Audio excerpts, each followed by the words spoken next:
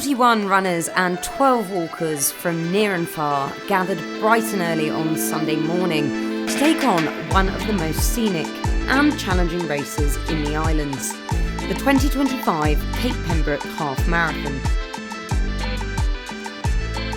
This year's course took the participants from the town hall, along Ross Road, up Rowlands Rise and onto the bypass before heading out to Cape Pembroke Lighthouse.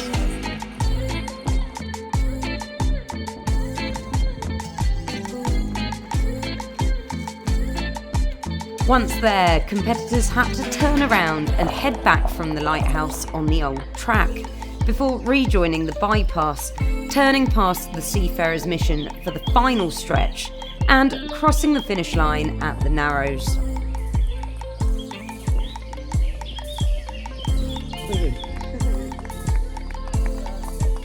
With a 20.9-kilometre route spanning across rugged coastal landscapes and open terrain, the event isn't just a test of endurance, it's a showcase of the Falklands' stunning natural beauty.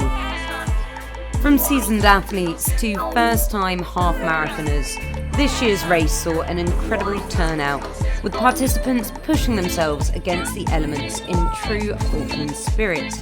Runners and walkers braved all 4 seasons in a single morning, facing hail, wind and rain before being rewarded with bursts of sunshine.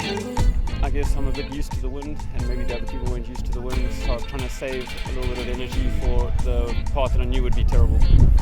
Yeah, and then I guess at the end it got really, really terrible with the hail and everything, and then I kind of pictured that they would be hating it more than me, so it inspired me to run a bit faster. The worst part was actually coming down the hill by Surf Bay. It was like, that was when you were straight into the wind, and it was like really, really terrible. You're running and you can feel your heart rate going up and you just feel like you're not moving anyway. So that was kind of terrible. Roddy was saying at the beginning that they do it now because it's usually the most dry, but like, yeah, I think the seasons are a bit like reversed or something like that. And I wanted to do it again this year, even though the weather was terrible, because last year I struggled a bit, so I could maintain my dignity. And are you happy with your time?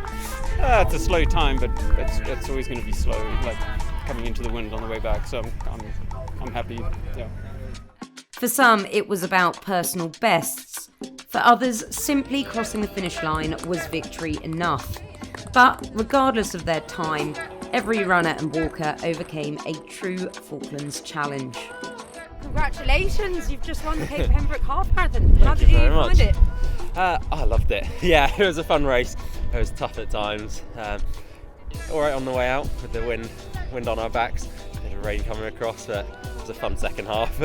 Sort of on the off-road section and with the wind in our faces. It's a good race they put on here. It was much better than I expected. It was nice and warm. I was sort of beforehand thinking what layers I should wear, but t-shirt was fine. And I quite like a tough run or a tough race, so I think that was the strong headwind on the way back was in my favour. Yeah, it was all right in the end. You managed to just literally get in front at it was right near the end, actually. It was. So what kind of made you get that extra zip of energy? Probably my wife and my daughter. So my wife did the backyard ultra and came second, and she sort of drove past just as I was sort of about 50 metres behind first place. So she said I could do it. I was like, yeah, I can do it, and just push that a little bit more and managed to do it. So yeah, very happy too. With another successful race in the books, the countdown now begins for next year's Cape Pembroke Half Marathon. Until then, the route remains open for the next runners and walkers to prepare and get ready to take on the challenge.